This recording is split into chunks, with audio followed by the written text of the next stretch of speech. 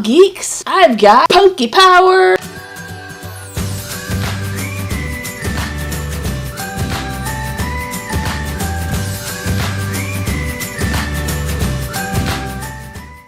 Thanks to the power of streaming, we're now able to rediscover our favorite shows from yesteryear. One of my favorite shows was Punky Brewster. Not only was it a show that I loved watching, I was basically Punky Brewster. Well, other than the foster kid and being abandoned by my mother, but her spirit and energy were definitely me growing up. So much so, I even dressed up as Punky Brewster for Halloween. Check this out. Wasn't I cute? Punky Brewster originally aired in 1984 and ran 4 seasons, ending in 1988 with a total of 88 episodes. These episodes can now be streamed on Peacock. In addition to this show, there was also an animated spin-off that started in 1985, had 2 seasons with 26 episodes ending in 1987, and Peacock even tried rebooting the show in 2021 with 1 season of Punky Brewster as an adult. The best thing about Punky Brewster is the fact that she is an individual. She's not afraid to be so far outside the box that she can't even see the box anymore. And I think that's a very important lesson that every kid should really learn, is that it's okay to be different. It's okay to be yourself. Punky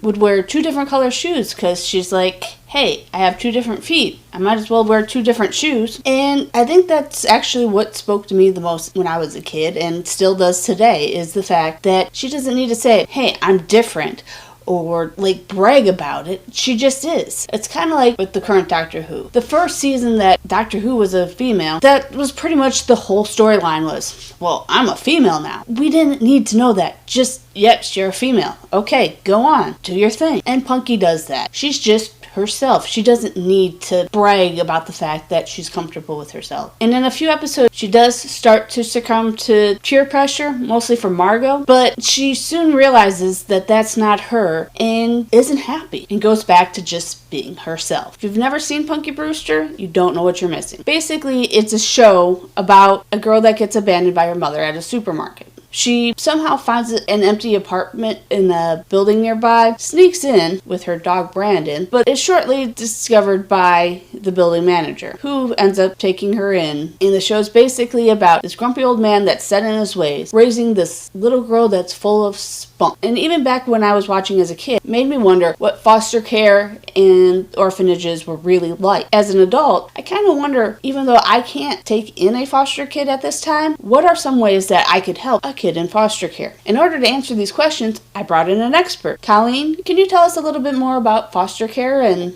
how we can help? Hi, Sherry. I am happy to answer your questions about foster care. There are definitely some similarities between Punky Brewster and today, what the needs of foster care look like. There are many kids that are in care and are cared for by relatives, or what we would call fictive kin. So neighbors, teachers, anybody that has a relationship with the child but is not necessarily a biological relative. Those are kinship care providers. There is a huge need for foster families, and foster families that are already existing can benefit from lots of different types of support. So people who cannot take placement for whatever reason, or are not in a place to take foster children into their home, can support foster families by providing meals, helping with laundry, transportation, being approved to provide respite care or substitute care. So if the foster family is going to go out of state or has something planned where they're not able to take the children, they can have people approved to provide care. That's a huge, huge support for foster and kinship parents. There are definitely some misconceptions about foster care. One of them would be that foster families go into fostering for the money and that it's a way to earn an income. In my state, a family earns about $7,000 per year for one child, and that's to cover essentially what we would call room and board, food, any activities that the child is in, transportation to things. There are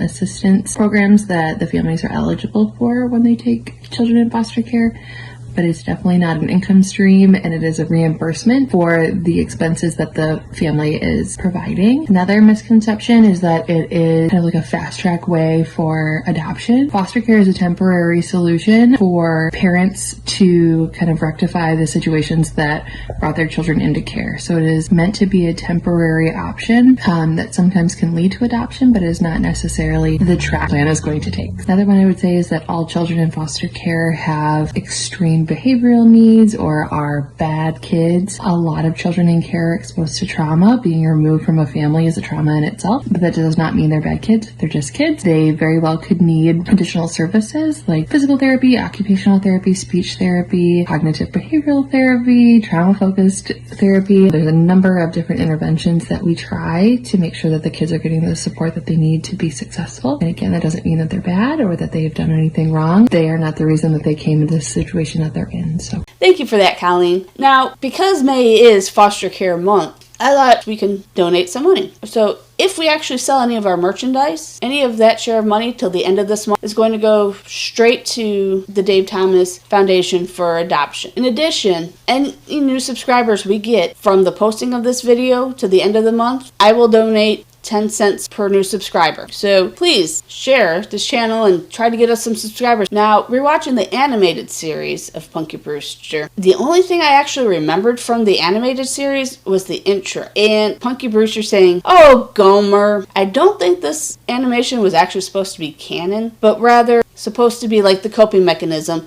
of Punky Brewster and her imagination of having somebody else that was left behind by his parents when his village disappeared, when the rainbow disappeared. Part of it feels like this series was written by a kid, which kind of gives it more of that feeling of this is the coping mechanism of Punky trying to understand or feel better about the fact that she was abandoned by her mother, because she basically takes in Gomer and helps take care of him. The reboot basically is about Punky Brewster all grown up, still living in the same apartment that she grew up in with Henry. It seems to turn from a 2-bedroom to a 3-bedroom somehow, and I'm not sure if she's renting the apartment or if they own the apartment now. But Punky has a biological daughter and 2 kids that she adopted, along with, at the beginning of the series, she takes in another foster kid. But that brings us back to the original question. Does Punky Brewster hold up today? I would say, enjoyment-wise, the storylines are great. They teach a lesson, they're entertaining, they're fun. The most memorable is still the episode where Cherry locks herself in a refrigerator and Punky has to perform CPR on her in order to bring her back, which I'm always scared of refrigerators that aren't plugged in because I'm scared that somehow I'm going to get locked inside, even though I have to actually crawl inside.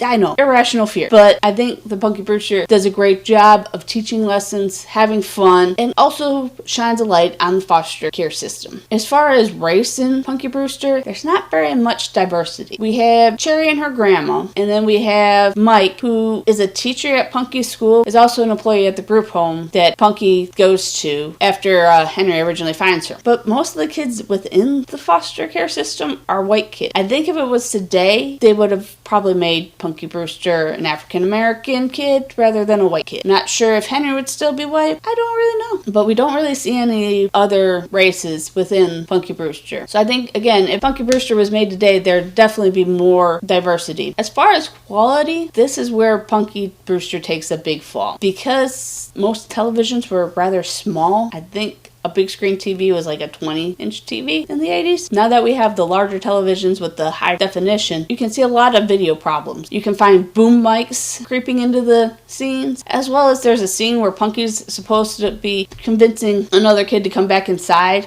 and they're supposed to be high up on a building, and you can see people walking around, showing that it's not really that high up. I still love Punky Brewster, and give the original series a 4-star. It's a lot of fun, and it has a lot of Punky Power in it. The animation, as I said, feels like it was written by an 8-year-old, which may be fun for a kid, but as an adult, even though I love cartoons and animations, I kind of sort of didn't feel as connected to it. I'd only give the animation a 3-star. And the 2021 reboot didn't have the Punky Power it needed. Punky wasn't Punky anymore. She was just any other cookie-cutter adult in any other sitcom. Yes, they referenced the different shoes in the first episode, but she did it by accident. The fact that she followed in Henry's footsteps to become a photographer instead of being her own thing. Like in the show, she actually wanted to be an astronaut. So I feel like she might have been better off being even just a pilot or something more towards that line, or even just something similar to a photographer, like maybe graphic designer or something. But I don't feel Punky would have been a photographer.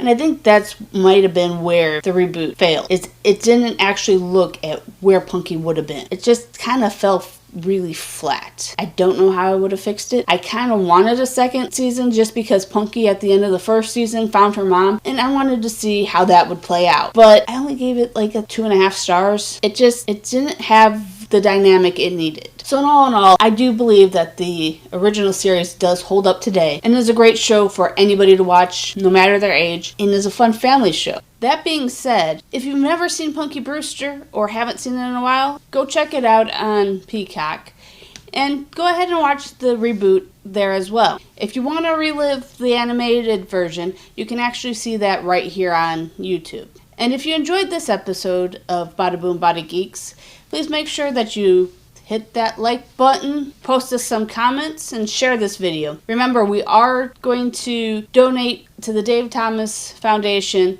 for every new subscription and all our merchandise sales until the end of the month. Also, if you like this kind of content, let me know in the comment section below, and let me know what other shows you want me to relive and see if they hold up today. So until next time, geeks, later.